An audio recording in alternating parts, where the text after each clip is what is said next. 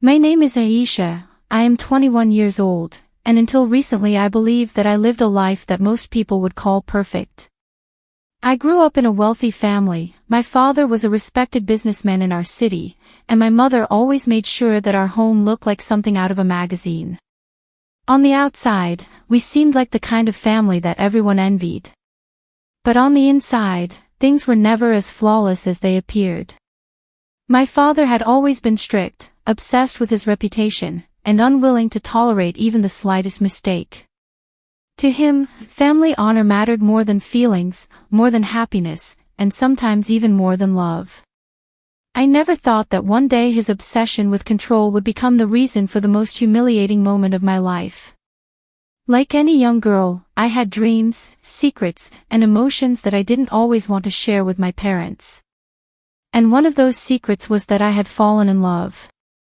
His name was Danish, and he was charming, kind, and everything my father would never approve of.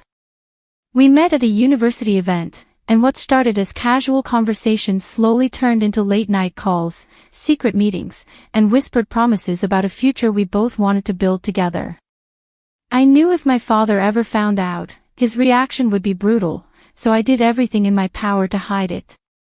But no secret stays buried forever, especially in a house where every step you take is being watched. My father discovered the truth in the worst possible way. He saw messages on my phone, words of affection exchanged between me and Danish, and to him, that was not love, it was betrayal, rebellion, and a stain on his so-called family honor. He didn't scream immediately, he didn't confront me right away. Instead, he stored that anger like a weapon, waiting for the right moment to unleash it. And that moment came at a family friend's grand party, where everyone who mattered to him would be present.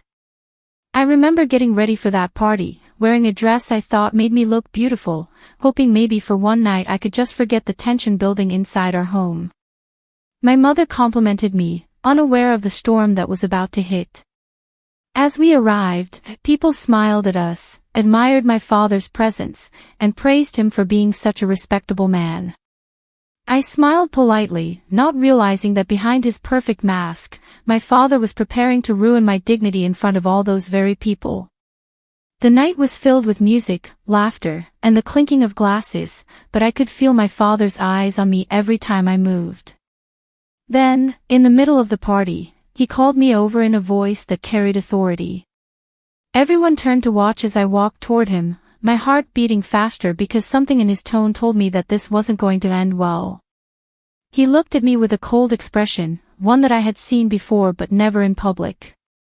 He began speaking loudly enough for people around us to hear, asking me about my studies, my choices, and then, suddenly, about Danish. The moment his name left my father's lips, I froze. I didn't know how to respond, my throat dried up, and before I could say a single word, his hand flew across my face. The sound of that slap echoed louder than the music, louder than the laughter, louder than anything else in that hall. My cheek burned, but what burned even more was the humiliation of being struck in front of relatives, family friends, and strangers who whispered behind their hands.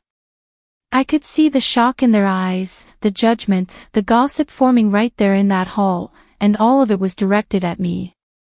I felt broken in that moment, as if my identity had been ripped apart. My father didn't just slap me, he shattered the trust one had in him, he destroyed the image of protection I thought fathers were supposed to provide.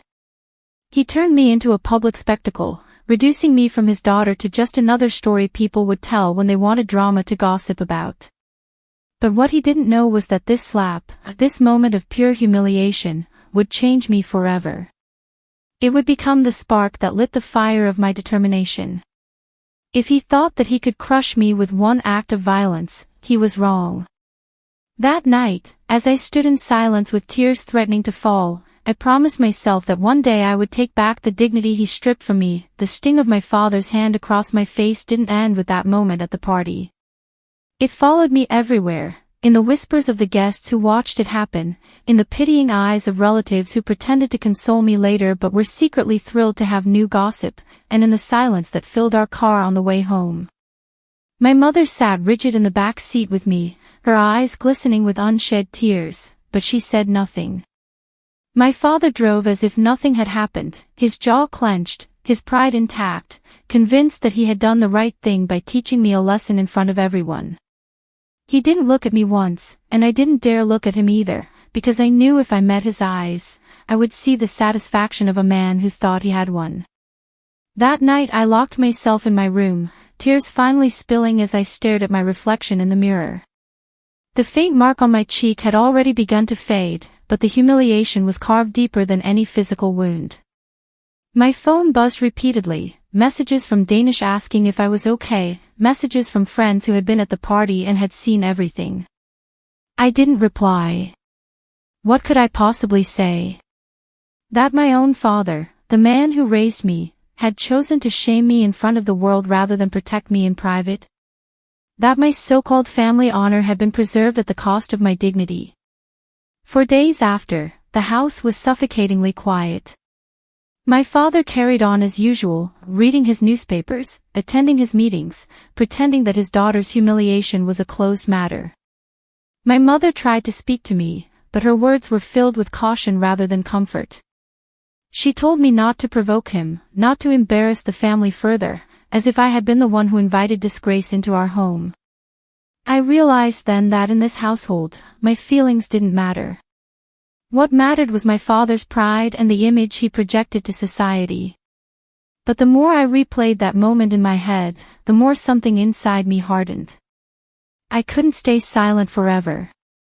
I couldn't allow that slap to define who I was. If my father believed he had destroyed my confidence, he was wrong. Instead, he had created a new version of me, someone who would no longer bow down to his control, someone who would not tolerate being treated like property rather than a person. I started keeping my distance from him, but I didn't stop seeing Danish. My father thought one slap would end our relationship, but instead it made me cling to it even more. With Danish, I found the support and understanding that I had been denied at home.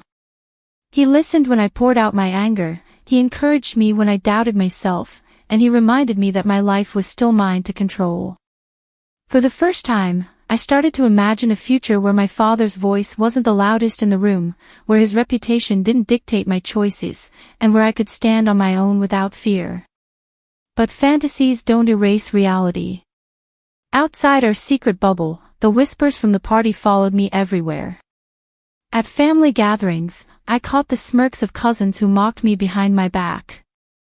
At university, I overheard classmates whispering about how my father had slapped me like a child in front of everyone. Their words cut deep, but they also fueled my determination. Every sneer, every comment, every pitying glance reminded me that I had to do something to reclaim my dignity. The turning point came 2 weeks later. My father hosted another gathering at our house, a smaller dinner party for close business associates. As I watched him laugh and boast with his friends, talking about values, respect, and discipline, something inside me snapped. How dare he parade himself as a man of honor when he had no problem destroying his daughter's dignity? How dare he demand respect from the world when he had given me none? That was the moment I decided that my silence was over. If he could use a public stage to shame me, then I would use the same stage to expose the truth about him. I didn't know how or when, but I promised myself that the next time he stood in front of people, pretending to be the perfect father and respectable man, I would make sure everyone saw the reality hidden beneath his mask. I wasn't going to cry in my room anymore, and I wasn't going to let his voice be the only one heard. My revenge wouldn't be loud or violent, it would be calculated, it would be undeniable, and it would leave him facing the same humiliation he had forced upon me. And in that moment of clarity, as I wiped away my last tear and replaced it with a determined smile, I knew the war between me and my father had just begun. The opportunity for my revenge came sooner than I expected. My father was invited to speak at a large business conference, a place where politicians, investors, and respected families from all over the city gathered. To him, this was more than just an event. It was a stage where his reputation could shine brightest, where people would nod along to his words and admire him for being a man of principles. He prepared for it with the same seriousness as he prepared for war, polishing his speech, rehearsing his tone, and reminding everyone at home that this was a matter of family pride. That word again, pride. It was the same excuse he had used to justify humiliating me. The same pride that mattered more than my self-respect. And that was exactly why I chose that conference as the moment to strike back. If he believed my silence meant acceptance, he was about to learn how wrong he was. For days, I carefully planned what I would do. I didn't want to scream or cause a dramatic scene that could be brushed aside as a daughter's tantrum. I wanted my actions to pierce his carefully built image like a blade, slowly and deeply, leaving wounds that no reputation could cover. With Danish's help, I gathered every piece of hypocrisy I had witnessed in my father's life, documents that showed how he manipulated business deals to his advantage, screenshots of conversations where he mocked the very values he preached in public, and proof of his double standards at home and outside. The night of the conference arrived. My father walked onto the stage in his immaculate suit, his voice booming with authority as he spoke about honor, integrity, and the importance of raising disciplined children. The audience hung on to his every word, applauding him as though he was a saint. I sat in the back row, my hands trembling but my resolve steady. My turn was coming. When he paused for questions, I stood up. My voice was calm but loud enough for the microphone to catch. "You speak of honor, Father," I said, and immediately the hall fell silent. Every head turned toward me. His smile froze on his lips as he realized who was speaking. "You tell these people about discipline, respect, and values, but do they know what you really are? Do they know how you humiliated your own daughter in front of hundreds, not to protect her but to protect your own ego? Do they know the kind of man who pretends to be a protector at home but is nothing more than a hypocrite in reality?" Gasps filled the room. My father's face drained of color, but I didn't stop. I pulled out the documents and the screenshots I had collected. "This is the man you all admire. A man who cuts deals behind closed doors, who bends his morals when it benefits him, and who raises his hand not to guide but to shame. Is this the honor you cheer for? Is this the integrity you admire?" For a moment, the entire hall was silent. Then the whispers began, the same whispers that had once followed me after the party. But this time, they weren't about me. They were about him. Business partners shifted uncomfortably in their seats, investors exchanged doubtful looks, and the admiration that had once filled the room turned into suspicion. My father stood frozen on the stage, his lips pressed tightly together, his eyes burning with rage. But he couldn't silence me now, not with all those people watching, not with evidence laid bare in front of them. He had used a public stage to break me, and now I had used a public stage to break him. The slap he had given me at that party had echoed through my life, but my words tonight echoed even louder, and they hit him where it hurt the most, his pride. As I walked out of the hall, my hands no longer trembled. I felt a strange sense of calm, as if the weight I had been carrying for weeks had finally lifted. My father might still be respected in some circles, he might still cling to whatever pride he had left, but he would never again be untouchable. He would never again be the man whose image could not be questioned. I had taken back my voice, my dignity, and my strength. And for the first time since that slap, I no longer felt like a victim. I felt like someone who had won. When I left the hall that night, I didn't know exactly what would happen next. I only knew one thing: I had finally spoken the truth, and whether people believed me or not, I had ripped away the perfect mask my father had worn for so long. The days that followed were filled with tension. The story of the confrontation at the conference spread quickly, whispered among business partners, passed along in social circles, and dissected by relatives who always thrived on gossip. The same mouths that once praised my father now questioned him, and the same people who once looked down on me now looked at me with something between shock and respect. At home, the silence was heavier than ever. My father refused to speak to me, his eyes filled with anger whenever they met mine, but he didn't dare raise his hand again. My mother hovered between us, torn and confused, begging me to let it go, to apologize, to smooth things over before the damage became permanent. But I couldn't. For once in my life, I wasn't willing to bend, not even for peace. I had spent too long swallowing my pain for the sake of his pride, and I wasn't about to do it again. There were consequences, of course. Some of his business partners backed away from him, unsure whether to trust a man whose own daughter had called him a hypocrite in public. His image, once polished and flawless, now carried cracks that everyone could see. But the most important change wasn't in his reputation, it was in me. The girl who once cried silently in her room after being slapped was gone. In her place stood a woman who had found her voice, who had learned that silence only feeds tyranny, and who understood that respect isn't earned by fear but by truth. Danish stood by me through it all.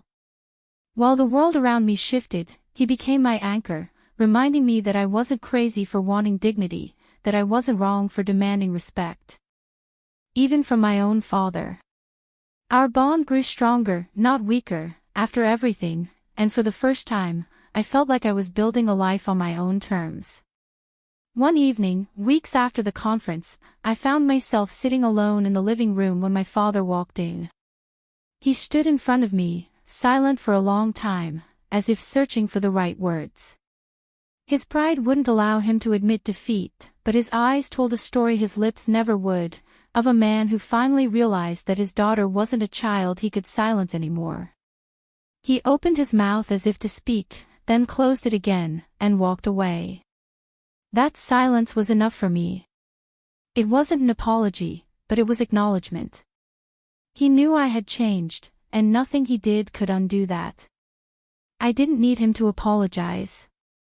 I didn't need him to love me the way I once wished he would.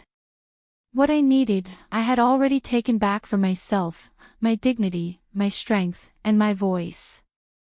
His slap had tried to define me as weak, but my revenge had redefined me as strong.